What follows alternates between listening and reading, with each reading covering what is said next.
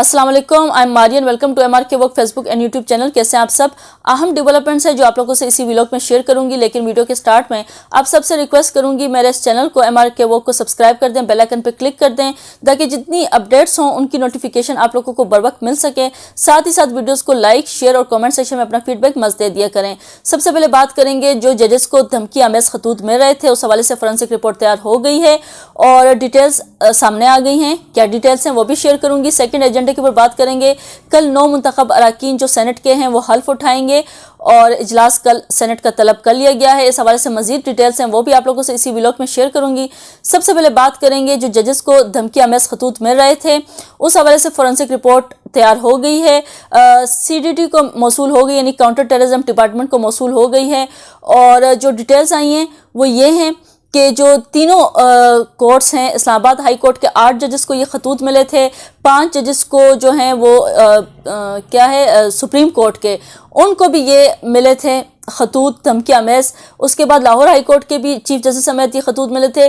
तीनों कोर्ट के चीफ जजेस समेत तमाम जजेस को जो हैं, जो लाहौर हाई कोर्ट है और सुप्रीम कोर्ट के 5 जजेस को, और जो इस्लामाबाद हाई कोर्ट है उनके 8 जजेस को ये धमकी आमेज खतूत मिले।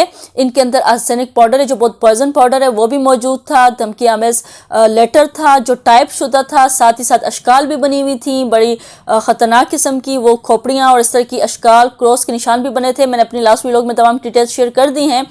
खैर, उसके हवाले से मज़ीद जो वो रिपोर्ट तैयार हुई है, फोरेंसिक रिपोर्ट, क्योंकि उन्हीं लेटर्स को जो जजेस को मिले थे और जो पाउडर मिले थे उसको फोरेंसिक लैब भेजा गया। फोरेंसिक लैब ने एक रिपोर्ट तैयार की और रिपोर्ट तैयार करने के बाद ये डिटेल्स आई सामने कि तीनों जो कोर्ट्स हैं, Islamabad high court, supreme court, Lahore high court के जो जजेस को खतूत मिले हैं उनका मास्टरमाइंड एक ही है। जैसे कि मैंने अपने व्लॉग में ऑलरेडी आप लोगों को ये कहा था कि मुझे डाउट है कि हो सकता है कि ये एक ही बंदे ने ये खतूत लिखे हों, या हो सकता है डिफरेंट भी हों, लेकिन डाउट ये है कि एक ही बंदे ने लिखे हों।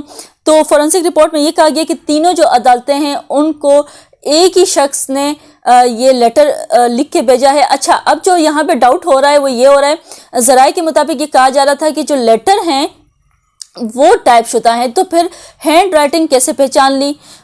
इसके अलावा जो फ़ॉन्ट हो सकता है, अगर फ़ॉन्ट एक जैसा लिखा है और तीनों लेटर्स का फ़ॉन्ट एक है वो हो सकता है, लेकिन अगर लिखाई की बात करें, जैसे कि कहा है कि लिखाई, जो फोरेंसिक रिपोर्ट में लिखा है कि लिखाई एक शख्स की है, तो खैर हैंड राइटिंग जो है वो एक शख्स की है, तो या इन्वेलप के ऊपर जो जो एड्रेस नहीं था, नेम था, वो लिखा है, तो उसको लैब भेजा है, फोरेंसिक लैब भेजा है, और वहाँ से ये डिटेल आई कि जो रेशमा और गुलशाद 3 डिफरेंट नेम से लिखे गए थे ये लेटर, 2 लेडीज़ के और एक जेंट के नाम थे, तो वो एक ही बंदे ने लिखे हैं। मास्टरमाइंड जो है वो एक ही है इन खतूत का।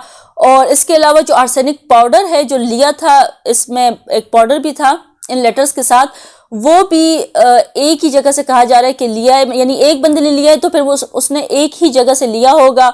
इसके अलावा जो पोस्ट बॉक्सेस हैं उनके ऊपर CCTV की बात की जा रही थी कि वो ख़राब है, लेकिन इस रिपोर्ट में कहा जा रहा है कि कैमरे हैं, क्योंकि पोस्ट ऑफिस एक ही यूज़ किया गया है, पोस्ट बॉक्स एक ही यूज़ किया गया है, जहाँ से तीनों लेटर्स एक ही पोस्ट बॉक्स से भेजे गए हैं, तो उसके ऊपर जो CCTV कैमरा थे वो ले लिए गए हैं, उनकी फुटेजेस ले ली गई हैं CCTV में से, और उसको भी भेज दिया गया है जो नादरा ऑफिस है, वहाँ से नादरा से इसकी डिटेल्स जो हैं वो कलेक्ट की जा रही हैं। लेकिन जो बात की जा रही है यहाँ पे कि पोस्ट बॉक्सेस के ऊपर भी कहा जाता है कि कैमरे ठीक नहीं हैं।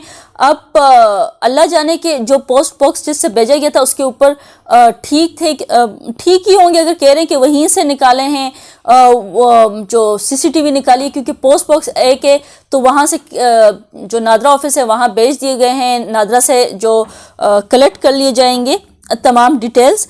और इसके अलावा जैसे कि मैंने कहा कि आर्सेनिक जो पाउडर है, जो बड़ा पॉइजन पाउडर है, वो भी कह रहे हैं कि एक ही जगह से लिया गया है, वो भी तफ्तीश की जा रही है, और जो तफ्तीशी अहलकार हैं वो इस जो डिटेल्स को कलेक्ट, जो शवाहिद हैं, सबूत हैं, उनको कलेक्ट करने के उनके करीब पहुंच चुके हैं। खैर, ये कुछ डिटेल्स थी जो जजेस को खतूत के हवाले से। सेकेंड एजेंडे के ऊपर बात करते हैं। कल सदर मुमलिकत आसिफ अली जरदारी ने जो सेनेट इजलास है वो तलब कर लिया है।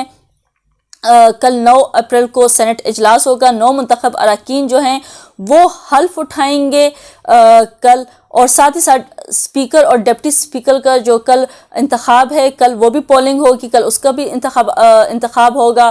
ساتھ ہی ساتھ یہاں یہ بھی مینشن کرتی چلوں کہ جو اجلاس ہے وہ آئین کے آرٹیکل 54 شق 1 کے تحت صدر نے بلوایا ہے، کل کا اجلاس طلب کیا ہے۔